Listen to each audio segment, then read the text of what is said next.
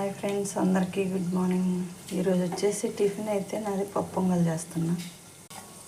First జీలకర్ర, జీడిపప్పు, మిరియాలు, నెయ్యితో తాలింపు పెట్టాను. పెసరపప్పు, రైస్ అయితే పక్కన కడిగి పెట్టాను. 2 గ్లాసులు పెసరపప్పు, 1 గ్లాసు రైస్. అలా ఇక్కడ చట్నీ ప్రిపేర్ చేస్తున్నా. పప్పు పొంగల్ అయితే టేస్ట్ సూపర్ ఉంటుంది. ప్రతి శనివారం ఇదే చేస్తా ఎక్కువ శాతం నేను. కొంచెం ఇంగువ, రైస్ వేయాలి, బాగా కొంచెం సేపు ఫ్రై చేసుకుందాం. ఈ రైస్ ఆయిల్లో బాగా కొంచెం సేపు ఫ్రై అవ్వాలి, టేస్ట్ బాగుంటుంది. మనకు రైస్కి సరిపడినంత సాల్ట్, నేనైతే కొంచెం ఎక్కువ వేస్తున్నాను. కొంచెం కరివేపాకు,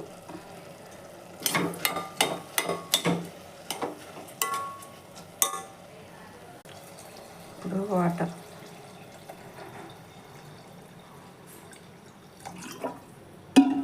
నేనైతే ఇలానే చేస్తాను. చాలామంది చాలా రకాలుగా ఉంటాయి, నాకైతే ఇలానే బాగా వస్తుంది. టేస్ట్ కూడా బాగుంటుంది, ఎందుకంటే నెయ్యి మొత్తం మిక్స్ చేస్తాను కదా.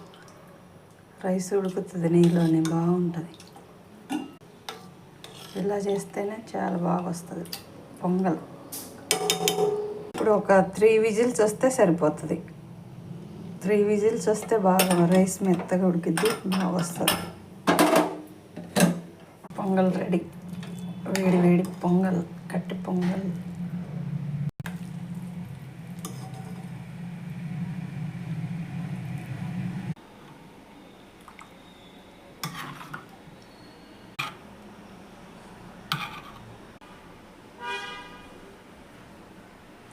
ఇలా నీళ్ళ చట్నీ అయితేనే చాలా బాగుంటుంది.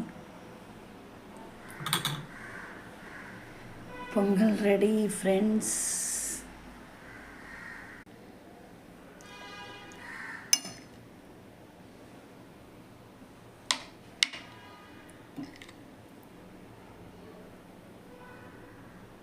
మీరు ట్రై చేయండి ఫ్రెండ్స్, చాలా బాగుంటుంది టిఫిన్కి.